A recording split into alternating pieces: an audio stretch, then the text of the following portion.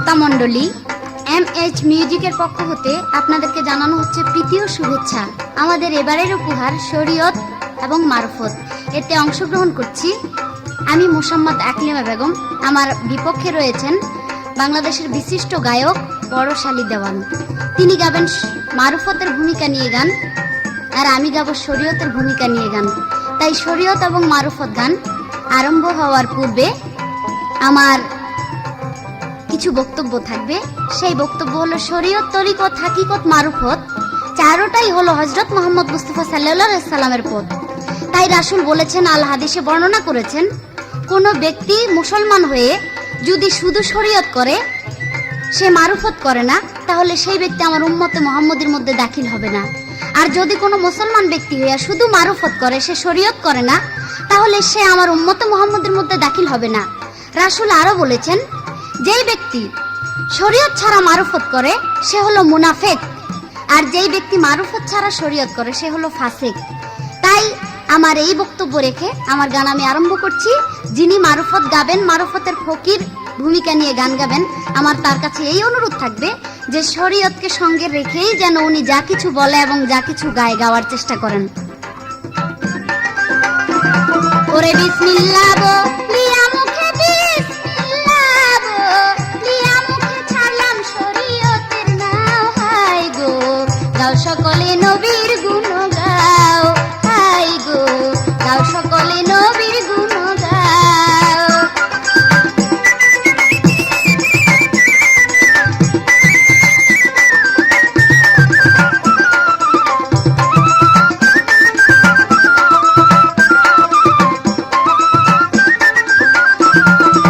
সত্য জবান তক্তা গড়া ইমান লাগায় গুড়া গো, সত্য জবান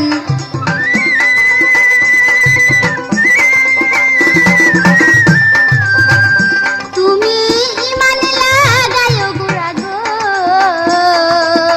অহংকারে ময়লা পড়ায়, অহংকারে ময়লা পড়া তওবাতে সাবান লাগাও, হাই গো গাও সকলে নবীর গুণ গাও, হাই গো গাও সকলে নবীর গুণ গাও।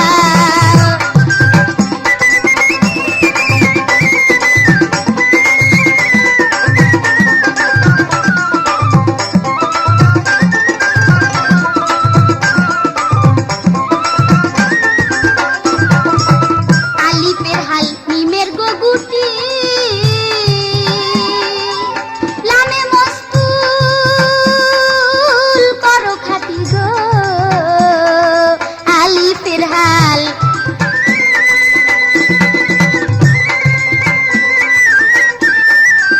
লামে মস্তুল করো খাটি গো, দিন ইসলামের বাদামাটি, দিন ইসলামের বাদামাটি, খবর সাগর পাড়ি দাও, হাই গো গাও সকলে নবীর গুণ গাও, হাই গো গাও সকলে নবীর গুণ গাও।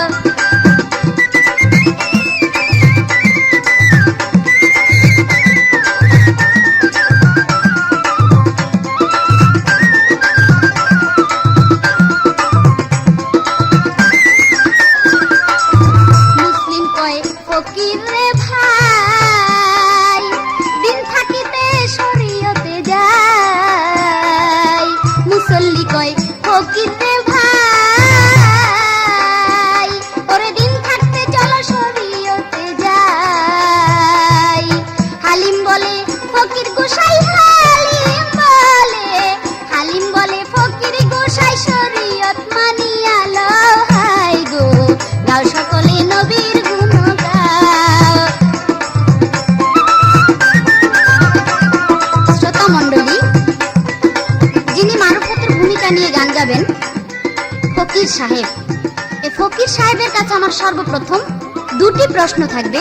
সেই প্রশ্ন হলো, আমরা যত মুসলমান আছি, সকল মুসলমানে আল্লাহ তাআলা একজন আছে, তিনি নিয়াকার। আমরা তাদেরকে নিয়াকারে সবাই মেনে থাকি এবং বিশ্বাস করি আল্লাহ নিয়াকার একজন আছে। আমার প্রশ্ন, ফকির সাহেব আপনি কি আল্লাহকে মানেন, আল্লাহ যে নিয়াকার? যদি মানেন তাও বলবেন, আর যদি না মানেন ডাইরেক্ট এক কথা বলবেন। এবং আমার আরো একটা প্রশ্ন থাকবে, আপনি জবাব দিবেন শরীয়তের পঞ্চটা ব্যানা, রোজা, নামাজ, হজ, যাকাত, কালেমা, ইহা কি আপনি করেন না করেন না? এই আপনার কাছে আমার সর্বমোট 2টা প্রশ্ন জিজ্ঞাসা রইল। আশা করি সুন্দরভাবে প্রশ্নের মীমাংসা দিয়ে দিবেন। বিসমিল্লাহ বলিয়া মুখের বিসমিল্লাহ বলিয়া মুখে ছাড়িলাম শরীয়তের নাম, হাই গো গাও সকলে নবীর গুণ গাও।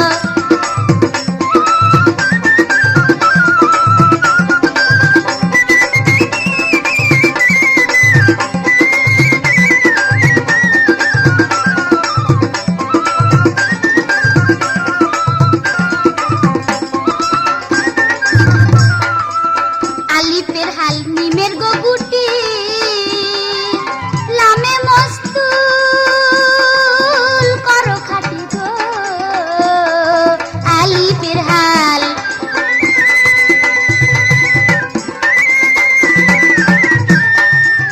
লামে মস্তুল করো খাটি গো। দিন ইসলামের বাদা মাটি, দিন ইসলামের, দিন ইসলামের বাদা মাটি, ভব সাগর পাড়ি দাও, হাই গো গাও সকলে নবীর গুণ গাও, হাই গো গাও সকলে নবীর গুণ গাও। বিসমিল্লাহ বলিয়া মুখে বিসমিল্লাহ বলিয়া মুখে ছাড়িলাম শরীয়তের নাম, হাই গো গাও সকলে নবীর গুণ গাও, হাই গো গাও সকলে নবীর গুণ গাও।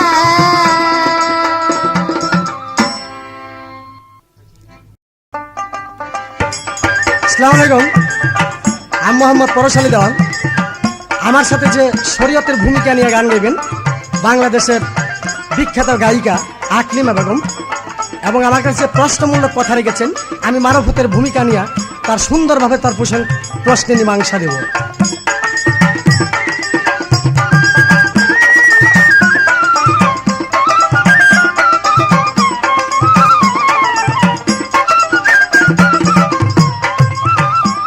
ওরে অমূল্য ধনে বিক্রি করে, অমূল্য ধনে বিক্রি করে, বিনামূল্যে পাবি রে। আগে মারফতের দেশে যদি যাবি রে, আগে মারফতের দেশে যদি যাবি।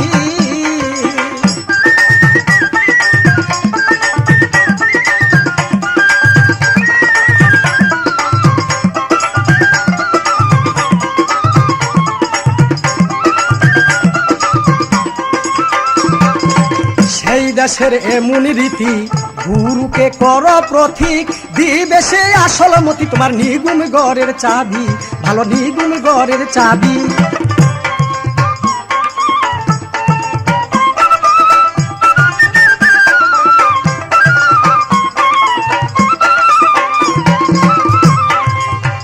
ঘরের খুললে তালা দেখবি খেলা, খুললে তালা দেখবি খেলা, জ্যোতিষময় এক ছবি রে। আগে মারফতের দেশে যদি যাবি রে, আগে মারফতের দেশে যদি যাবি।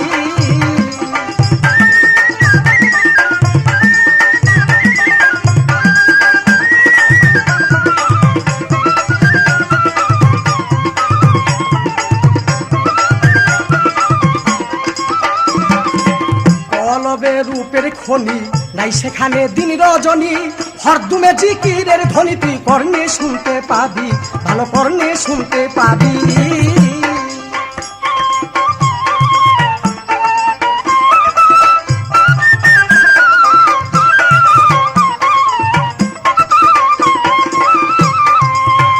তথায় এক থানাচ্চ জিকির করে,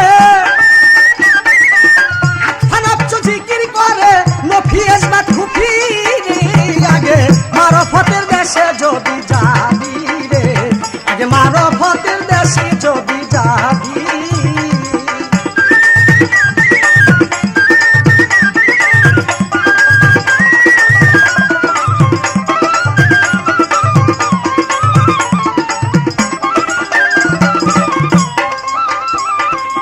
কলবে রূপের খনি তাই সেখানে দিন রজনী, হরদুমে জিকিরের ধ্বনি কর্ণে শুনতে পাবি, ভালো কর্ণে শুনতে পাবি।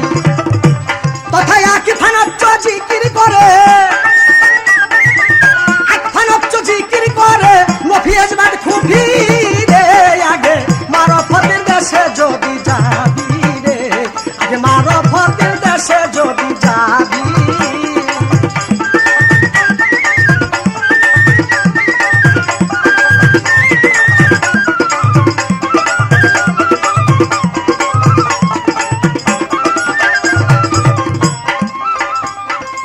চাইতে যদি চাও মন ঢাকা, গুরুকে কর সখা, সর্বময় বন্ধুর দেখা সম্মুখে তুই পাবি, ভালো সম্মুখে তুই পাবি।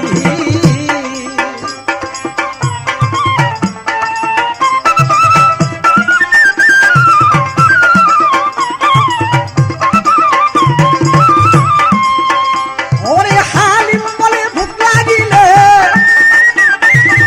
হালিম বলে ভুক লাগিলে নামের সুদা খাবি রে। আগে মারফতের দেশে যদি যাবি রে, আগে মারফতের দেশে যদি যাবি।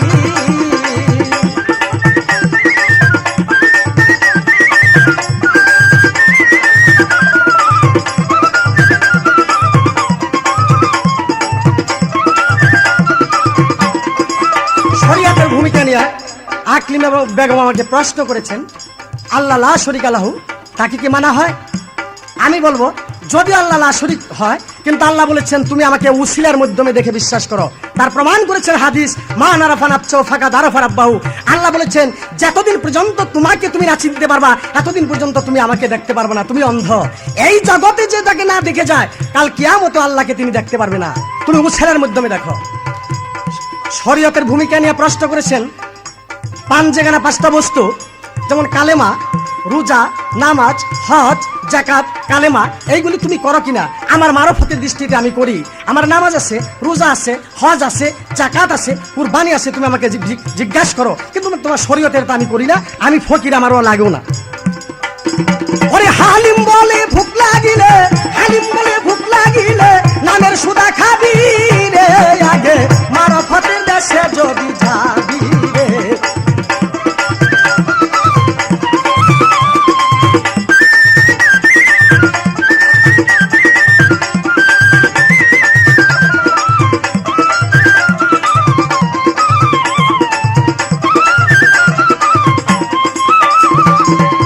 মারফতের পক্ষ নিয়ে আলেম সাহেবের কাছে কিছু জানতে চাই। আলেম সাহেব, আপনি শরীয়ত করেন ভালো কথা, কিন্তু কোরআনের মধ্যে আল্লাহ পাক আলেমদের জন্য ব্যাখ্যা দিয়েছেন যে একদল মুসল্লি দুজকে যাবে। কেন? যদি তারা 1000 রাকাত নামাজও পড়ে, শরীয়ত ঠিকভাবে হাসিলও করে, কিন্তু আল্লাহ পাক কোরআনের মধ্যে ঘোষণা দিয়েছেন আলেমদের জন্য দুজক। কেন তারা দুজকে কেন যাবে, তার মূল রহস্যকে আমি জানতে চাই।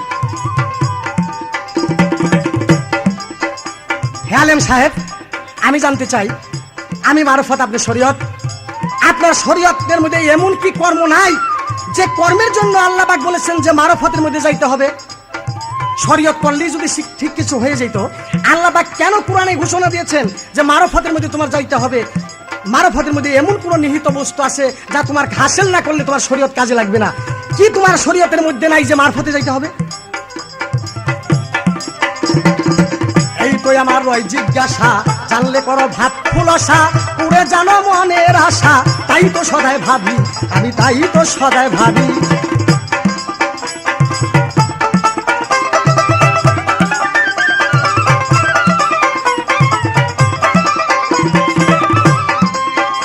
ওরে হইলে গুরুর মার্কা মারা, হইলে গুরু মার্কা মারা, করে যাইতে পারবি রে। আগে মারফতের দেশে যদি যাবি রে, আগে মারফতের দেশে যদি যাবি। অমূল্য দরে বিক্রি করে, অমূল্য দরে বিক্রি করে বিনামূল্যে পাবি রে। আগে মারফতের দেশে যদি যাবি রে, আগে মারফতের দেশে যদি যাবি।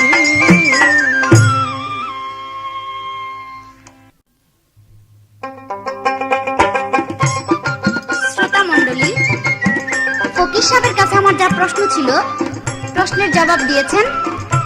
তবে ফকির সাহেব দাঁড়াইয়া একটা ভুল করে গেলেন মুসলমান হিসেবে। সেই ভুলটা হলো মানুষ এক মুসলমান ভাই আরেক মুসলমান ভাইকে সালাম দিলে বলে আসসালামু আলাইকুম, কিন্তু তিনি আসসালামু আলাইকুম না বলে তিনি বলেছেন সালাম আলাইকুম। তার মানে মনে হয় যে নাগদা দুধ গলে, এখন পর্যন্ত ইসলাম সম্বন্ধে কোনো কিছু অভিজ্ঞতাই নেই, এই ধরনের একটা বাচ্চা শিশু কিছু বলতেছে, সালাম দিল সালাম আলাইকুম। আসলে এভাবে কিন্তু করা উচিত না। আফটার অল আপনি একজন মুসলমান, যদিও ফকির হন। তাই তিনি একটা গান গেয়েছেন, অমূল্য ধন বিক্রি করে সেই ধন বিনামূল্যে পাবি, মারফতের দেশে যদি যাবি। ও ফকির সাহেব, আপনার এই মারফত বিক্রি করবেন, অমূল্য ধন বিনামূল্যে পাবি, তার মানে আপনি নিজে যেটা বেচতে যাইতাছেন এটারও দাম নাই, অমূল্য 2 পয়সার দাম নাই। আর যার কাছে যাইতাছেন হে নে গিয়েও কোনো দাম পাইবে না, অমূল্য ধন বিক্রি করে বিনামূল্যে পাবি, মারফতের দেশে যদি যাবি। তাহলে তো দেখা যায় আপনার মারফতটা গোবরের চাইতেও খারাপ। আমি তো দেখি যে বাংলাদেশে বর্তমানে গোবরও বিক্রি হয়, গোবর দিয়া ঘই বানায়, তারপরে গ্রামের মেয়ে লোকেরা চুলায় জাল দেয়, ওগুলা বিক্রি হয়। তো দেখা যায় আপনার এই মারফতটা অমূল্য, মানে কোনো 2 পয়সার দাম নাই। ঘটনাটা কি রে ভাই, আমি তো কিছু বুঝলাম না। যাক, তিনি বেশ সুন্দর কথা বলেছেন জবাব দিয়ে। এবার আমার গানের পরে তার প্রশ্নের জবাব আসবে। মারফতি কোথায় পাইলা কে বা তোমার পীর, তুমি বলো হে ফকির, কোন আয়াতে কোন সূরাতে বিক্রি দিবাসীর। মারফতি কোথায় পাইলা কে বা তোমার পীর, তুমি বলো হে ফকির, কোন আয়াতে কোন সূরাতে বিক্রি দিলাসীর।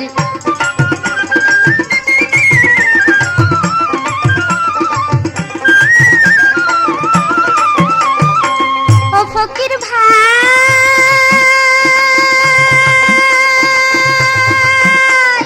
মোরা কাবা কারে বলে, কোন মুশাহেদা কোন কমলে, সত্য করে করো না জাহির। ও ফকির ভাই, মোরা কাবা কারে বলে, মুশাহেদা কোন কমলে, সত্য করে করো না জাহির। মোরা কাবায় বসলে পরে 41 বার কিবা পড়ে, মোরা কাবায় বসলে পরে 41 বার কিবা পড়ে, সেই কথা সবার পরে করিও জাহির। তুমি বলো হে ফকির, কোন আয়াতে কোন সূরাতে বিক্রি দিলাসীর।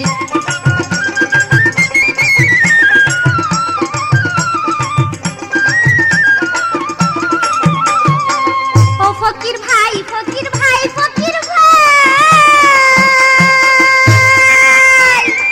লতিফা দেহে চলে, কোন লতিফা কোন কমলে, কোন লতিফার কেমন বন্দিগি।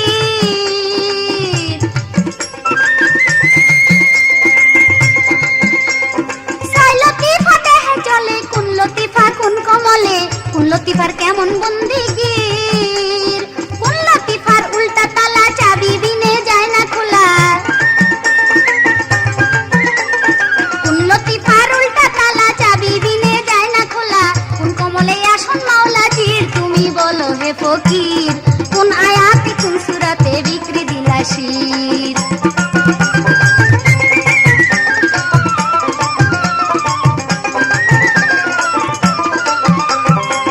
ও ফকির ভাই,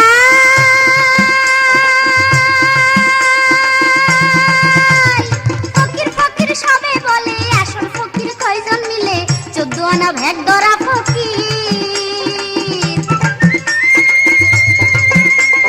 ফকির ফকির সবে বলে, আসল ফকির কয়জন মিলে, 14 আনা ভেগ ধরা ফকির। হালিম কয় তালের ফকির, ভাবের ফকির, চুলের ফকির, রঙের ফকির। হালিম কয় তালের ফকির, চুলের ফকির, 14 আনা ভেগের ফকির, কার কাছে পাই আধ্যাত্মিক গভীর। তুমি বলো হে ফকির, কোন আয়াতে কোন সূরাতে বিক্রি দিলাসীর।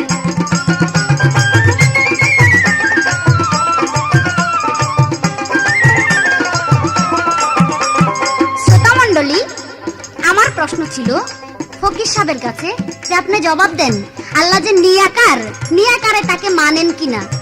তিনি দাঁড়ায়া বলতেছেন যে আল্লাহ লা শরীক আল্লাহ, এই কথা বললে চলবে না, আল্লাহর সাথে শরীক করা চলে। তার মানে লা শরীক আল্লাহ, আপনি যে জবাবটা দিতেছেন, আমার কিন্তু সে প্রশ্নটা ছিল না। আমি প্রশ্ন করেছি একটা, আপনি জবাব দিয়েছেন আরেকটা। আমার মনে হয় আপনি ঠিকভাবে শুনতে পারেন নাই কথাটা। লা শরীকা লাহ কথাই একটা, আর নিয়াকারই একটা। লা শরীক মানে আল্লাহর রূপের সাথে কারো রূপের জন্য শরীক করা না হয়, আল্লাহর সাথে কারোর সাথে শরীক করা না হয়। আর নিয়াকার যেটা সম্পূর্ণ, আল্লাহ আল কোরআনে বলেছেন আমি লান্তারিহি, অর্থাৎ আমি নিয়াকার, আমার কোনো আকার নাই। তাই আপনি কথাটা বুঝতে ভুল বুঝেছেন, যার জন্য জবাবটাও ভুল দিয়েছেন। ওনার কাছে প্রশ্ন ছিল পঞ্চবেনা মানেন কিনা, তিনি বলে যে পঞ্চবেনা মানি, তবে শরীয়তের নয়, আমার মারফতের রোজা নামাজ হজ যাকাত কালেমা আছে। তুমি আমাকে জিজ্ঞেস করো? বাহ, আপনি একজন মুসলমান ফকির, আর আপনি কোন শরীয়তের পঞ্চবেনা আমি মানি না, আমার মারফতের কর্ম মানি। বেশ, আপনি যদি মারফতের কর্ম মানেন, তাহলে মারফতের কর্ম মানলে আমার প্রশ্ন থাকবে আপনার কাছে, মারফতের যে রোজা নামাজ হজ যাকাত কালেমা, এই মারফতের যে নামাজটার নিয়তটা কি, এবং সেই নামাজের সূরা কি, এবং সেই নামাজের নামাজের দোয়াটা কি, আমি শুধু আপনার কাছে এই জানতে চাই। এবং আপনি মারফতের যে হজ করেন, এই হজটা আমরা প্রত্যেকটা মুসলমানে কাবা ঘরে যাই প্রতি বছর হজ করার জন্য মক্কায়। সেখানে গেলে পরে আমাদের সেখানে একটা পাথর আছে, হযরতে আসওয়াদ পাথর। সেই আসওয়াদ পাথরে চুম্বন দিলে মানুষের সারা জীবনের গুনাহ মাফ হয়ে যায়, হাদিস বর্ণনা করে ইহা। তাই আমি আপনার কাছে জানতে চাই, আপনার যে হজ, এই হজটা কোথায় গিয়া করবেন, কিভাবে, এবং সেই আসওয়াদ পাথরটা কোন জায়গায় আছে, যে সেই আসওয়াদ পাথরে চুমা দিলে আপনার জীবনের গুনাহ মাফ হয়ে যাবে, সেই জিনিসটা কিভাবে করতে হবে, এই আপনার কাছে আমি জানতে চাই। তিনি আমার কাছে প্রশ্ন করেছেন ফাওয়াইলুল লিল মুসাল্লিনা, অর্থাৎ আল্লাহ পাক বলেছেন আল কোরআনে এক প্রকার মুসল্লিদের জন্য আল্লাহ পাক ওয়াইল দুজক রেখেছেন। তিনি প্রশ্ন করেছেন মুসল্লিদের জন্য ওয়াইল দুজক কেন? দেখেন, মুসল্লিদের জন্য ওয়াইল দুজক নয়, সুসল্লিদের জন্য ওয়াইল দুজক। যারা মুসল্লি, যারা নাকি আল্লাহকে মানে, রাসূলকে মানে, তার সৃষ্টিকে স্বীকার করে, তার প্রতিটা জিনিসকে স্বীকার করে, সেই ব্যক্তি কখনো দুজকে যেতে পারে না। তাই কারা যাবে দুজকে? যেই ব্যক্তি লোক দেখানো, সমাজ দেখানো নামাজ পড়বে, সেই ব্যক্তি যাবে দুজকে, কিন্তু প্রকৃতপক্ষে মুসল্লি কখনো দুজকে যেতে পারে না।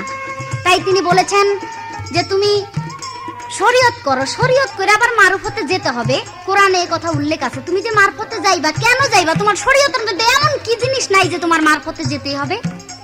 মারফতের কর্মটা হলো প্রকাশ্যে কর্ম, জাহিরি কর্ম, মানে লোকে দেখে।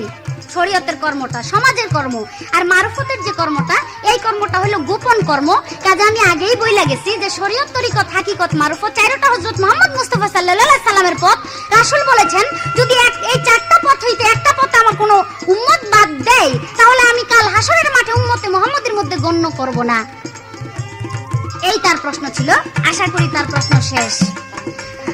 মারফতি কোথায় পাইলা কে বা তোমার পীর, তুমি বলো হে ফকির, কোন আয়াতে কোন সূরাতে বিক্রি দিলা শির।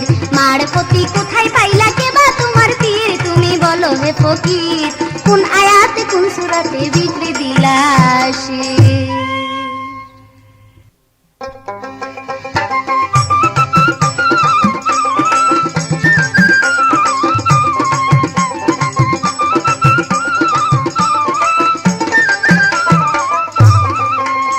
তুই হস করি মন এই বেলায়, খুদে খুদার হুজুরি কাবায়। তুই হস করবি মন এই বেলায়, খুদে খুদার হুজুরি কাবায়।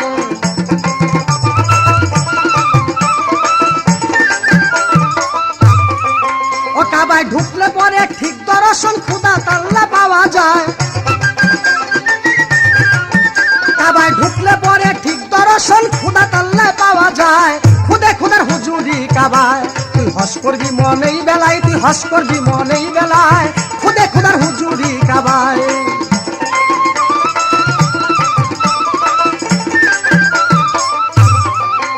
ও তোর কাবায় জলিল, কাবায় খলিল, ওরে তোর ঈদ মন্দিরে পাষণ্ডের খিল। ওই ও তোর কাবায় জলিল, কাবায় খলিল, তোর ঈদ মন্দিরে পাষণ্ডের খিল। ওই ওরে ঘরের বস্তু ঘরে থুইয়া কেন ঘুরো ডাইনে ভাই। ওরে ঘরের বস্তু ঘরে থুইয়া কেন ঘুরো ডাইনে ভাই, খুদে খুদার হুজুরি কাবায়। ওরে হস করবি মনেই বেলায়, তুই হস করবি মনেই বেলায়, খুদে খুদার হুজুরি কাবায়।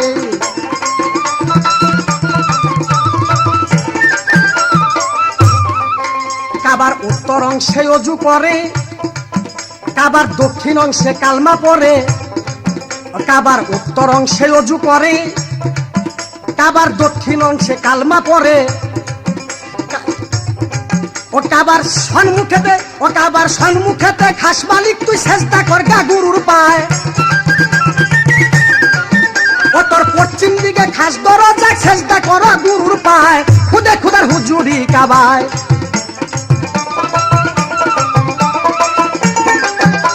আজকে আমার সাথে শরীয়ত মারফত নিয়ে তর্ক বিতর্কের মাধ্যমে আকলিমা বেগম বলেছেন যে তুমি তো একটা নাবালক বাচ্চা, তুমি সালামাল কি জানো না। আমি বলবো তোমার পিছে যে ব্যক্তি নামাজ পড়বে তারা 1 নম্বরে দুজকে যাবে। কারণ আমি মারফতের ফকির হয়ে তবু সালামাল কি দিয়েছি, তুমি শরীয়তের আলেম, এই জায়গায় শত শত শ্রোতাবিন্দু আছে, তোমার মুখ দিয়ে তো কোনো সালামাল কি বাইর হয় নাই। আমি বলবো এই আলেম তো ফাঁসে কি, একে যে শিক্ষা দিয়েছে তার 14 গোষ্ঠী বাজে। সালামালকির মূল রহস্য আল্লাহ রহমত তোমার উপরে বর্ষিত হোক। যে সালামাল কি হবে সে বলবে আমি বলেছি তোমার উপরে আল্লাহর রহমত বর্ষিত হোক। কিন্তু আমি মারফতের ফকির, আমি সালামাল কি দিলেও পারি না দিলেও পারি, ওটা আমার দায়িত্ব আসে না। তবু সামাজিক হিসাবে দিয়েছি, আমার কোনো সালামাল কিনে আমার ডাইরেক্ট কারবা আমার মুর্শিদের পায় লুটাই পড়ে যাও। আর তুমি স্টেজে দাঁড়িয়ে কোনো সালামাল কি তুমি দাও নাই কেন, তুমি এটা জানোই না কেন, তুমি আলেম তো না, এটা জানেন ফাসেক। আমি বলবো আল্লাহ লা শরীক না, আল্লাহ যদিও লা শরীক হয় তার শরীকের মধ্যে আল্লাহ প্রকাশ হয়, লা শরীক ভাবে আল্লাহ প্রকাশ হইতে পারে না। আল্লাহ ফুলে ফলে গন্ধে ভালো মন্দে সূর্য তারকা একটা আকারের মধ্যে এসে আল্লাহ প্রকাশ হয়, লা শরীক ভাবে আল্লাহ প্রকাশ হইতে পারে না একটা উসিলার মাধ্যমে। আমি যা জবাব করব, আমি আশা রাখি তুমি আকলিমা কেন এরকম কয়েকটা আকলিমা ঘুরে আসলে পরশের সাথে প্রতিবাদ করতে পারবে না তা মারফতের মাধ্যমে। আমি জানতে চাই একদল আলেম দুজকে যাবে, কয়েকটা আলেম মুসল্লি না সেটা সুসল্লি। আমি বলবো তুমি প্রশ্ন বুঝবেই নাই। আল্লাহ কোরআনে ঘোষণা দিয়েছে যত রিকাত নামাজি পড়ুক, কিন্তু আসল মানুষ যে ব্যক্তি না হবে তার জন্য দুজক। কেমন? যে ব্যক্তি লোক দেখানোর জন্য নামাজ পড়বে, এতিমদের প্রতি যার কোনো দরদ নাই, এতিমের মধ্যে সাহায্য করে না, মানুষকে সাহায্য করে না, মানুষের প্রতি মায়া মহব্বত নাই, আলেম হয়ে জালেমি কাজ করবে, সেই ব্যক্তিরা যাবে দুজকে। শুধু নামাজ পড়লেই দুজক ভেস্ত পাওয়া যায় না, ভেস্তর দরজা আলাদা। বেশ, এইবার আমারে কয় মারফত হলো গোবর। ঠিক, মারফত গোবর, যে গোবর দিয়ে সার তৈরি হয়, গোবর দিয়ে এমন একটা বস্তু তৈরি হয় যে বস্তু তুমি তোমার বাবা সমস্ত বিশ্বের জগতে মানুষে আহার করলে তা দিয়ে পয়দা হয় ভিটামিন, তা দিয়ে তুমি আকলিমও পয়দা হইতে পারো। কোন আয়াতে কোন সূরাতে বিক্রি করলাম সির বলো মারফতের ফকির? কোন আয়াতে? আল্লাহ পাক বলেছেন কোরআনের মাধ্যমে, হে মানুষ যদি তুমি আমাকে পাইতে চাও ইল্লাল্লাহ জিনা ইউবাইনাকা ইন্নামা ইয়াদুল্লাহ ফাইকা রাহিম, তোমার মুর্শিদের হাতে পায়ে থাও, সে মুর্শিদের হাত তো আমার হাত। এই আয়াতে কোথায় পাইলে মারফত? আমি আল্লাহর কাছে। সে আল্লাহ কার উপরে ভিত্তি করে দিবে? আমি যার কাছে মুরিদ হয়েছি, আমি যেমন রজ্জলি দেওয়ানের কাছে, সে আমার কি ওই আয়াত আমি বিক্রি করছি আমার সিরাত তো মাথা ইল্লাল্লাহ জিনা ইউবাইনাকা ইন্নামা ইয়াদুল্লাহ ফাইকা রাহিম। এবার প্রশ্ন করেছেন মুরাকাবা কারে বলে? মুশাহাদা কোন কৌশলে? মুরাকাবা তোমার দেহটা কাবা স্বরূপ, যেমন ওইটা জলিল কাবা, ওইটা তোমার খলিল কাবা, আমার এইটা দেহ জলিল কাবা। এই কাবা মুরাকাবার মাধ্যমে অর্থাৎ যখন তুমি মুর্শিদের অজুফায় বা মুর্শিদের সাধনে যাইবা, এই দেহকে বিতরণ করে দাও, বিলীন করে দাও, ফানা ফিল্লে করে দাও, তার নাম বলে মুরাকাবা। মুশাহেদা অর্থাৎ গুরুর নামের প্রতি তোমার তুমি থাকো না, দুনিয়ার বিশ্ব জগতের খেয়াল যে তোমার থাকে না। আচ্ছা, এবার প্রশ্ন করেছে মুরাকাবায় বসলে কোন আয়াত 41 বার বলা হয় আল্লাহু হাজিরি, আল্লাহু নাজিরি, আল্লাহি মাও, অর্থাৎ আল্লাহ আমার সামনে, আল্লাহ আমার পিছে, আল্লাহ আমার মধ্যে আছে ডুবি। 41 বার আদায় করো। দেহের মধ্যে 6টা লথিবা, সের লফস সিনা সুকি রুহু আফকারু খবি, 6টা লথিবা। নাভিতে বাম মুড়ে দুধের 2 আঙ্গুলি নিচে, ডান মুড়ে দুধের 2 আঙ্গুলি নিচে, মুখে, কপালে বা তোমার সিনায়, সীমাবদ্ধ 6 জায়গায় জিকির তার সুলতানি জিকির। দিনটা 24 ঘন্টা যদি জিকির করতে পারো, আল্লাহ বলে সে জিকিরে তোমার কল্প পরিষ্কার হয়।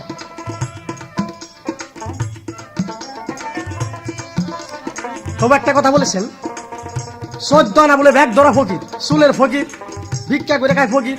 আরে ভাই, ফকির চোখে দেখো নাই? ফকির ছিল মনসুর হিল্লাস, ফকির ছিল জুনিয়াত বুগদাদি, ফকির ছিল ওয়াইস করুনি, তারা ছিল ফকির। এক সালেম বাইটা খাওয়াইয়া গুলাই দিল, সেই একটা ফকিরের সমাকক্ষ হইতে পারবে না।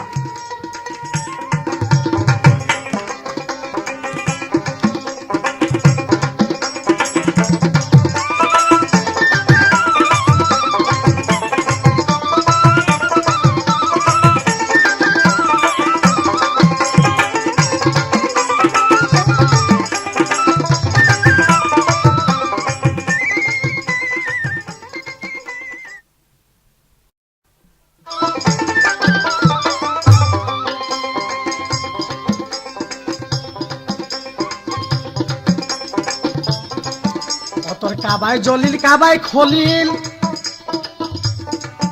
অত হৃদ মন্দিরে পাষণ্ডের খিল। কাবায় জলিল কাবায় খলিল, তো হৃদ মন্দিরে পাষণ্ডের খিল। ওরে সন্মুখে তোর আল্লাহ দাখিল ঘুরে কোনো ডাইনে ভাই, ওরে সন্মুখে তোর আল্লাহ দাখিল ঘুরো কেন ডাইনে ভাই। খুদে খুদার হুজুরি কাবায়, তুই হস করবি মন এই বেলায়, তুই হস করবি মন এই বেলায়। খুদে খুদার হুজুরি কাবায়।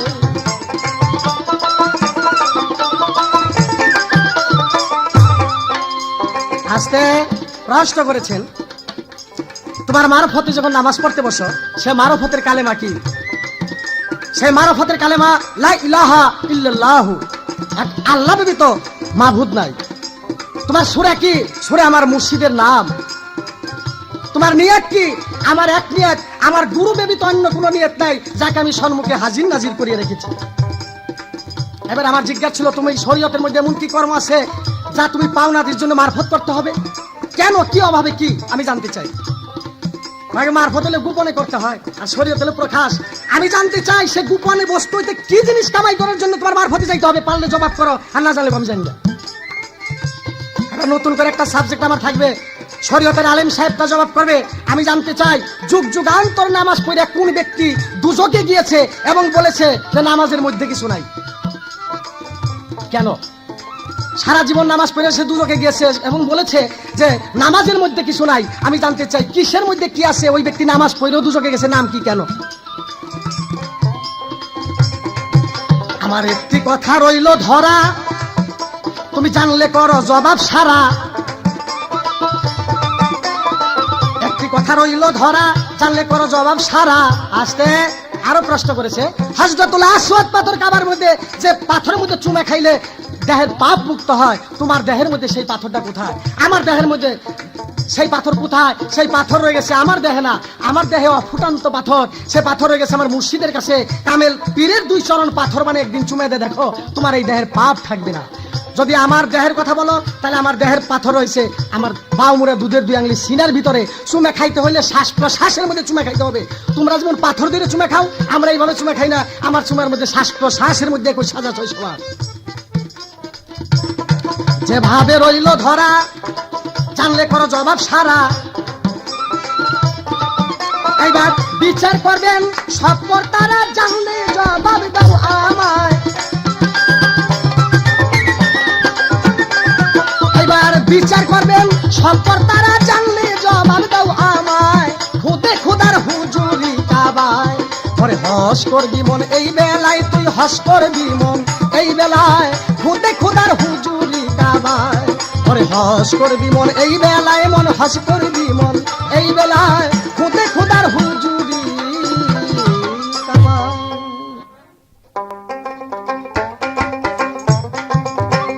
শ্রোতা মণ্ডলী, এবার আমার প্রশ্নের জবাব দিয়েছেন, কিন্তু কিছু কথা রেখেছেন খুব মারাত্মক, যা নাকি এই মুখে শোভা পায় না। এই ধরনের ভণ্ড ফকিরের মুখে এই ধরনের কথা শোভা পায় না। বলেছে সেজদা করো গুরুর পায়ে। কে বলেছে সেজদা করো গুরুর পায়ে? এটা কি আপনার মন গড়া কথা নাকি? কথা যা বলবেন হাদিস কোরআন অনুসারে, আইন অনুসারে কথা বলবেন। বেআইনি কথা বললে মানবে কে? আপনার কথা আপনিই শুনবেন, আপনিই মানবেন। আমি অন্তত পক্ষে মানবো না, শ্রোতারাও মেনে নেবেন আপনার কথা। সেজদা করো গুরুর পায়ে। আল্লাহ পাক কি বলেছেন? আমার পরে আমি যদি কাউকে সেজদা করতে বলতাম, তাহলে আমি বলতাম সন্তানকে বাবা মায়ের সেজদা পাবে, আর স্বামী সেজদা পাবে স্ত্রীর কাছে। কিন্তু আল্লাহ বলে নাই কোনো মানুষকে সেজদা করার জন্য। তা কি গুরুর পায়ে সেজদা করবে কেন? কি প্রয়োজন? এটা আপনি করতে পারেন, কিন্তু অন্য কেউ করবে না, আর অন্য কেউ মেনেও নিবে না এই কথা। তিনি বলেছেন তুমি আলেম না জালেম, তুমি তো সালাম দাও নাই। আমি সালাম যদি না দিয়া থাকি, আমার যদি কোনো অন্যায় হয়ে থাকে, আমার যদি পাপ হয়, তাহলে সেটা আমার হবে। যে যেই কর্ম করবে সেই কর্মফল তার নিজেরই ভোগ করতে হবে। আপনি আইসা তো সেই কর্মফল ভোগ করবেন না। তা আপনি যে সালামটা দিবেন, কই আমার দেওয়ানোর দরকার নাই। আপনার দেওয়ানোর দরকার হবে, আপনি কি সারাল নাকি? আপনি যে সালাম দেওয়ানোর দরকার নাই।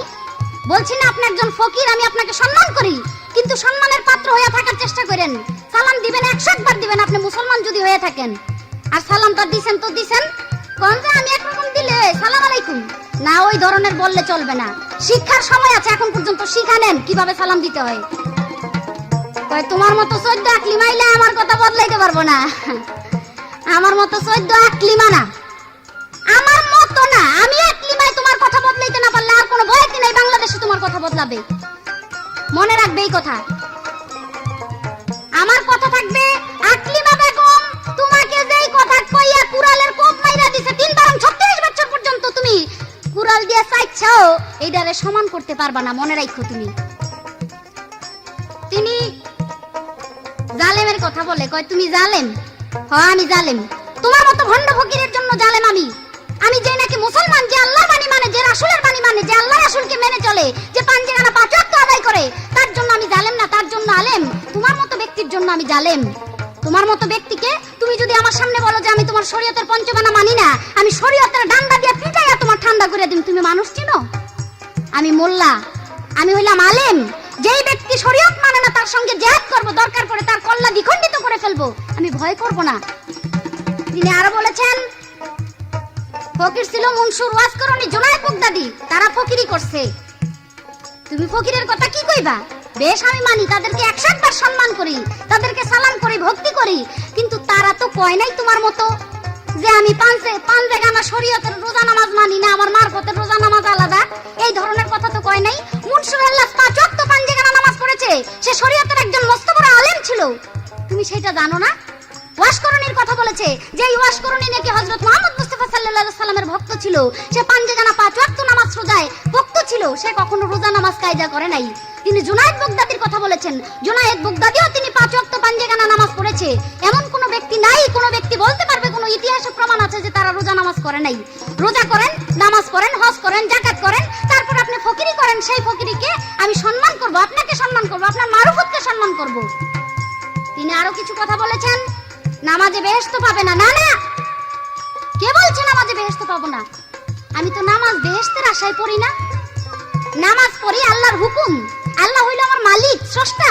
সে স্রষ্টা মনিবে একজন গোলামকে যে হুকুম দিবে সে হুকুম অবশ্যই মানতে হবে, যদি সে গোলাম হইয়া থাকে প্রকৃতপক্ষে। মালিকের যদি নিমক খাইয়া থাকে, সে যদি নিমক হারাম না হইয়া থাকে। আমি আল্লাহর বান্দা, আল্লাহর বান্দা হিসেবে আল্লাহ আমাকে যে হুকুম দিয়েছে আমি সেই হুকুম পুঙ্খানুপুঙ্খানুরূপে পালন করার চেষ্টা করব। তিনি আরো বলেছেন, কয় আমার মারফতের কলেমা লা ইলাহা ইল্লাল্লাহু। বারে বেটা, লা ইলাহা ইল্লাল্লাহু এটা মারফতের কলেমা। আর মুহাম্মাদুর রাসূলুল্লাহ কে কইব? ফকিরের ফকিরনি কইব নাকি? বুঝলাম না তো ঘটনাটা। আল্লাহ পাক কি বলেছেন? আল্লাহ পাক বলেছেন, হে আমার বান্দাগণ, যদি কেউ আমার নাম সারা দিনের ভিতরে 1 লক্ষ বার কেউ স্মরণ করো, তাতে আমি খুশি না। যদি আমার 1 লক্ষ বার নামের সঙ্গে অন্তত পক্ষে 50,000 বার আমার রাসূলের নাম স্মরণ না করো, আমার দোস্তের নাম স্মরণ না করো। আমি 1000 বার যদি আল্লাহকে স্মরণ করি, আল্লাহ খুশি না। আল্লাহ খুশি হবে কাকে ডাকলে, কাকে স্মরণ করলে? তার যে পেয়ারা দোস্ত হযরত মুহাম্মদ মুস্তাফা সাল্লাল্লাহু আলাইহি সাল্লাম।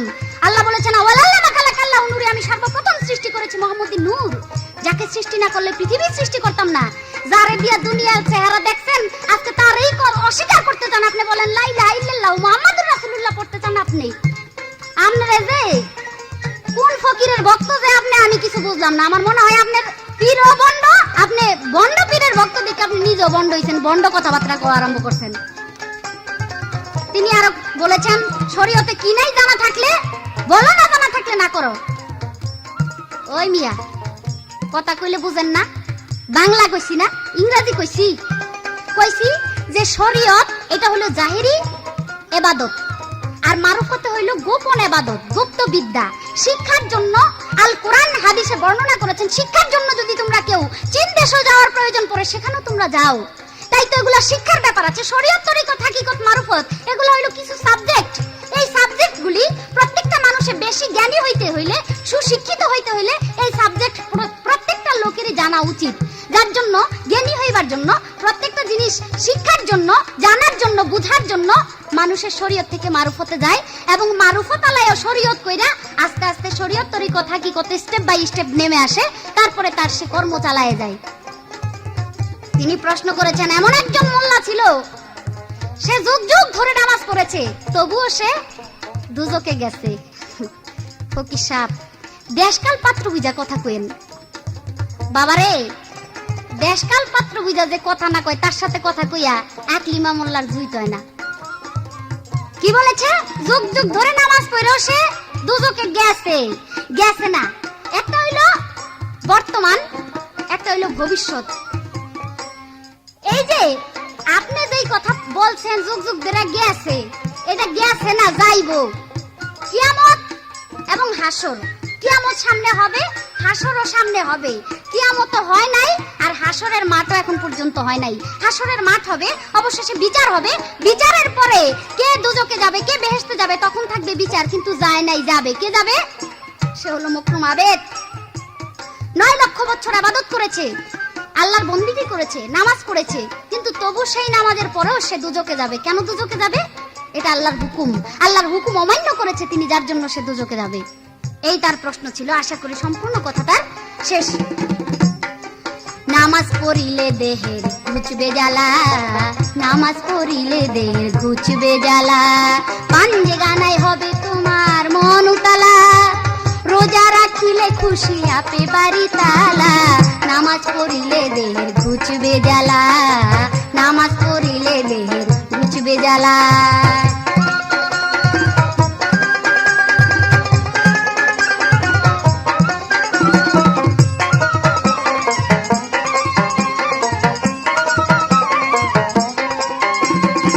নামাজের বিষয় কোরআনে স্পষ্ট কয়, কোরআনে বলেছে আপে দয়ে ময়। নামাজের বিষয় কোরআনে স্পষ্ট কয়, কোরআনে বলেছে আপে দয়ে ময়। নামাজ পড়িলে ভালো, অন্ধকার হবে আলো, নামাজ পড়িলে ভালো, ভবিষ্যৎ হবে আলো, অন্ধ কবরে থাকবে না কোনো বালা, নামাজ পড়িলে দেহের ঘুচবে জ্বালা।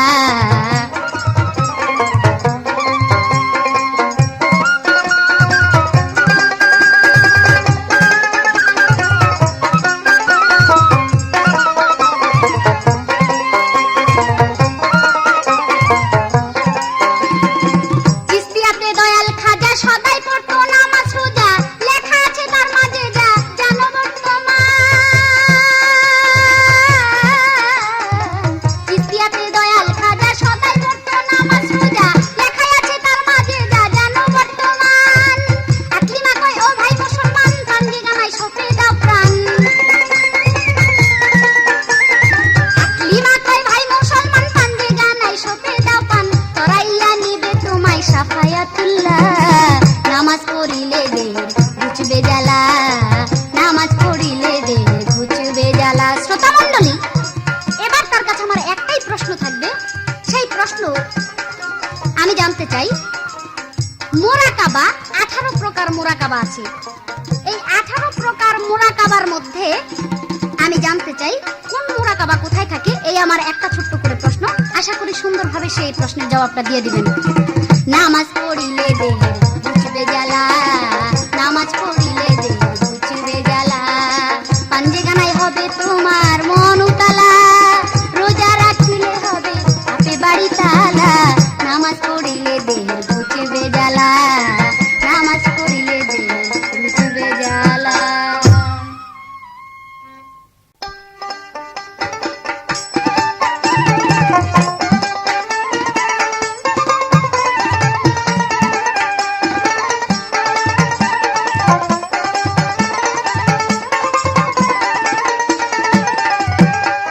এমন সুন্দর তোর দেহ মসজিদ ঘর, এমন সুন্দর তোর দেহ মসজিদ ঘর, খালি ফেলে কবুরে খোনা, এই দেহ পুরে বসাইয়া খোদারে কাতরে করো তারে প্রার্থনা, এই দেহ পুরে বসাইয়া খোদারে কাতরে করো তার প্রার্থনা।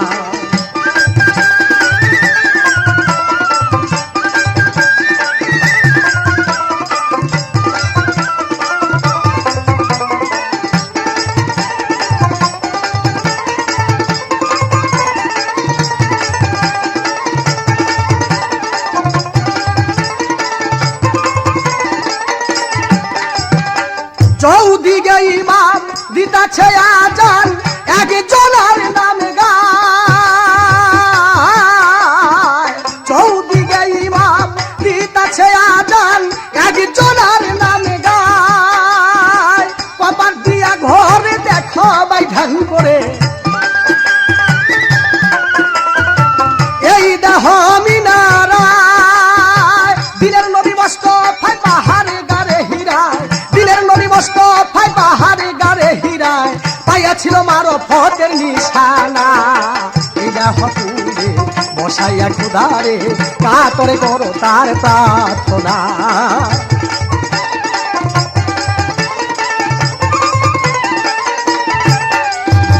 হস্ত আর পদ করিস না ধৌত চক্ষু কর্ণ নাসিকা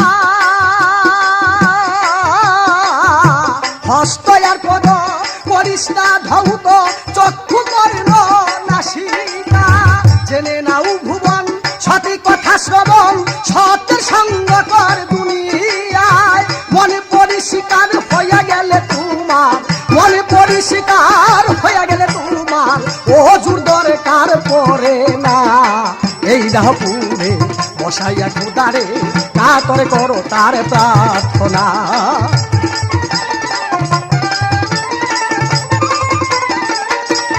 এইবার নতুন করে প্রশ্ন করেছেন আমি তার জবাব করতে চাই কিন্তু কয়েকটা দুঃখের কথা বলেছেন আমার যে আমি আকলিমা তোমাকে শিক্ষা দিতে পারি শিক্ষার সময় আছে আরে মোল্লা রে তোর সাথে আমি কি গাবো তোর তো নাবির ঘাউই শুকাই নাই এখন পর্যন্ত নাবির ঘাও শুকাই নাই সেটা বড় কথা আমি যা বলতে চাই বা তোমাকে শিখাইতে চাই তুমি কেন তোমার মতো কয়েকশো আকলিমা যুগে আইসা পরশের সাথে শরীয়তের ভূমিকা বালা করে আমি মনে করবো তোমাকে কয়েকশো বার আমি শিখিয়ে দিতে পারি ইনশাল্লাহ এবার বলেছেন গুরুর ভাই সেজদা করো গুরু মানুষ তুমি তোবা করো যে ব্যক্তি মুরিদ হয়েছে যার কাছে সে মানুষটা গুরুকে মানুষ জ্ঞানে সেজদা করলে তার নাম ফিজি জাহান্নাম কোরআনে তার ইরশাদ করেছেন যেই মুর্শিদ সেই খুদা মনে তাই নুনে গিধা ওলিয়া মুর্শিদা প্রমাণ আছে কোরআনে তোমার গুরু তোমার কাছে মুর্শিদ তার প্রমাণ করেছেন হালিম বয়াতি সূরা ফাতের 10 নম্বরে আয়াত সূরা দিয়া কত রং বিরঙ্গে নানান রঙে অন্তরঙ্গে মিশেছে সে মুর্শিদ রূপে সাই গুরু মানুষ থাকে না গুরু সে মহাজ্ঞানী পরম দয়ালু তাকে মানুষ জ্ঞানে ভক্তি করলে তার নাম জাহান্নাম এবার আমার কুড়াল দিয়ে একটা কূপ দিছি কুড়াল দিয়ে চাইছে উঠাইতে পারবা না একবার কুড়াল দিয়ে কূপ দিলে আবার কুড়াল দিয়ে উঠাইবো কেমন তোমার তো ভাষা জ্ঞান সম্বন্ধে জ্ঞান নাই আর আমি পরশ ইচ্ছা করলে তোর র্যাম দামাই ওই দাগ উঠাই দেওয়ার পারি কুড়াল দিয়ে না উঠাইবার পারলে কিন্তু আমি র্যাম দামার পারি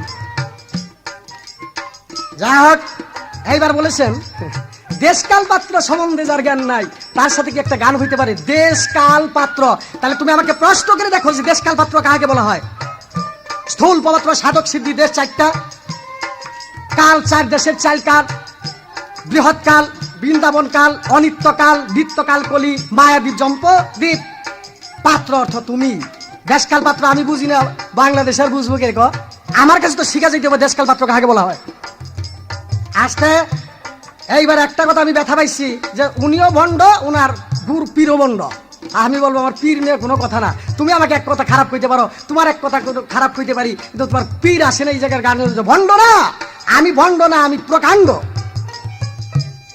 অজ্ঞানীতে বুঝতে পারে না জ্ঞানী লোকে বুঝবে আমি ভণ্ড না আমি প্রকাণ্ড আমার গুরু প্রকাণ্ড হয় সালাম আলকি দিবে কি সামার আর তবু তো আমি মুসলমান হিসেবে সালাম আলকি দিছি তুমি তো তাওই দেন এই সামার কেন তুই সামারের বড় সামার মুসলমানের কর্তব্য আগে সালাম আলকি দিবে আল্লাহ রহমত তোমার উপরে বর্ষিত হোক তুমি তো প্রথমে ফাউল করছো সালাম আলকি দেয় নয় দেওয়া হয় নাই তবু আমি দিছি কয় কি সালাম আলকি তুমি স্পষ্ট ভাবে হয় না আসসালামু আলাইকুম আল্লাহ রহমত বর্ষিত হোক আরে আমি তো তবু সালাম আলকি দিছি তুই তো সামারের বর্ষে আমার তার তো তোর মুখ আসে নাই হয় কি তুমি আমাকে হেদায়েত করে কেন আমার কর্মভোগী আমি না আগে একজনকে হেদায়েত করতে গেলে আগে নিজে হেদায়েত হইতে হয় তার প্রমাণ দেব হাদিস দিয়া হযরত মুহাম্মদ মুস্তাফার কাছে এক ব্যক্তি যায় বলেছেন হুজুর আমার বাচ্চাটা মিষ্টি খায় নবী কয় বাবা 7 দিন পরে নিয়ে আইসো 7 দিন পরে যখন নিয়ে আসছেন তখন আবু বকর সিদ্দিক বলা হলো যে ইয়া রাসূলুল্লাহ আপনি যে 7 দিন পরে আনতে বললেন সঙ্গে সঙ্গে বললেই তো বাচ্চাটা মিষ্টি খাইতো না তখন রাসূল বললেন আমিও নিজেও মিষ্টি খাইতাম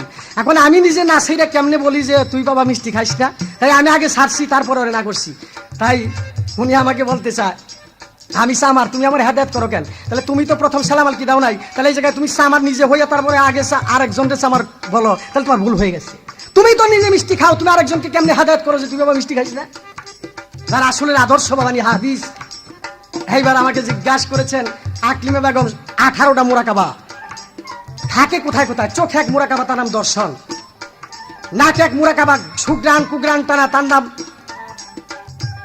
নাকে এক নিঃশ্বাস, মুখে এক মুরাকাবা তার নাম বাক অর্থ বলা, কথা বলার শক্তি, কানে শ্রবণ যা সুকথা কুকথা শ্রবণ করতে পারো, হাতে ধরন শক্তি মুরাকাবা, ধরন মুরাকাবা তুমি ভালো জিনিস খারাপ জিনিস ধরতে পারো, পায়ে চলন মুরাকাবা তুমি সুরাস্তায় কুমার রাস্তায় যাতায়াত করতে পারো, বাউ মোড়ে দুধের 2 আঙ্গুলি নিচে রয়ে গেছে কল্প, সে কল্পের মধ্যে এক মুরাকাবা রয়ে গেছে তার নাম হুয়াত, অর্থ দিনরাত 24 ঘন্টা আল্লাহর প্রতি জিকির করো, জিকিরে তোমার কল্প পরিষ্কার হবে।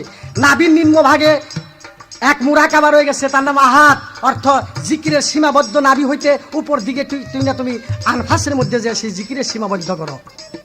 আস্তে তোমার পেশানিতে এক মুরাকাবা তার নাম নূর, অর্থ নূরের সীমাবদ্ধ ললাটে, ললাট পেশানি, যেই পেশানি দিয়ে তোমার গুরুর পায়ে ভক্তি করো। এইভাবে 18টা স্তর স্তর মুরাকাবা রয়ে গেছেন, অর্থ 10টা ইন্দ্রিয়ের মধ্যে 10টা মুরাকাবা, আর বাদ বাকি তোমার অঙ্গ পতঙ্গের মধ্যে নিহিত রয়ে গেছে। আগে তার সন্ধান করো। কারে উছিলা করে, আলেমকে উছিলা করে পারবা না, কারণ কোরআনের মধ্যে হাদিসের মধ্যে দিয়েছে 30 আর আমার মারফতের মধ্যে দিয়েছে 60। 30 অর্থ প্রকাশ, 60 অর্থ বাতন। তাই তোমাকে জিজ্ঞাসা করেছিলাম তুমি মারফতের মধ্যে কি জিনিস পাবে, যে বাতনি বস্তু পাবে যা তোমার হাদিসপত্র কোরআনের মধ্যে নাই, যা মারফতের মধ্যে নিহিত রয়ে গেছে।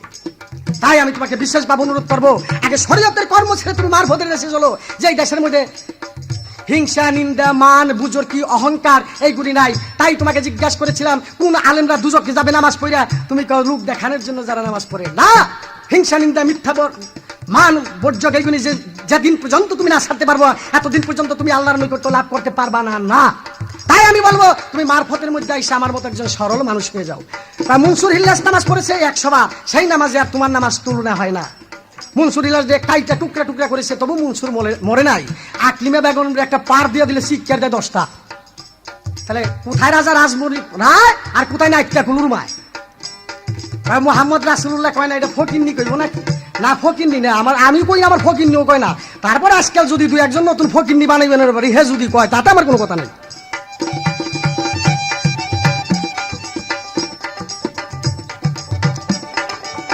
হস্ত আর পদ করোনা ধৌত, চক্ষু করল নাসিকা, জেনে নাও ভুবন সতী কথা শ্রবণ, সতের সঙ্গ কর দুনিয়ায়, মনে পরিষ্কার হইয়া গেলে তোমার, মনে পরিষ্কার হইয়া গেলে তোমার, ও দূর দরকার পড়ে না এইটা হপুরে।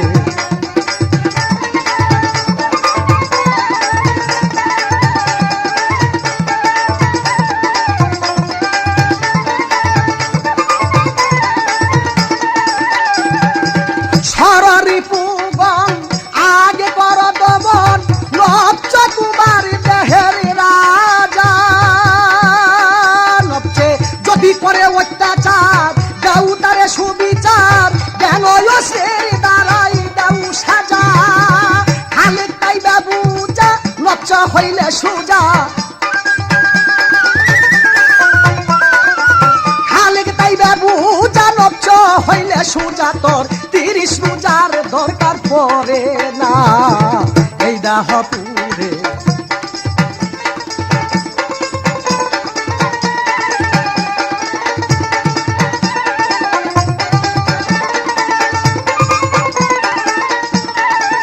আজকে প্রশ্ন উত্তরের মধ্যে শেষ। এবার আমি নতুন করে প্রশ্ন তুলে ধরতে চাই।